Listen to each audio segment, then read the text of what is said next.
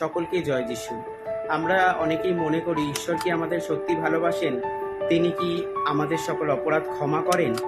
তাই ঈশ্বর তার বাক্য দ্বারা বলতে চাইছে, যোহন 13 অধ্যায় 14 পদ বলছে, ভালো, আমি গুরু হইয়া প্রভু হইয়া যদি তোমাদের পা ধুইয়া দিই, তবে তোমাদেরও উচিত পরস্পর পরস্পরের পা ধুইয়া দেওয়া। অর্থাৎ আমাদের ঈশ্বর আমাদেরকে কতটা ভালোবাসেন যে তিনি তার শিষ্যদেরকে পাও পর্যন্ত ধুয়ে দিয়েছেন। তিনি কিন্তু ছোট বড় উঁচ নিচ বিচার করেননি। তাই আমরাও জগতে বেঁচে থাকা অবস্থায় যেন ছোট বড়, জাত ধর্ম উঁচ নিচ এইসব বিচার না করি।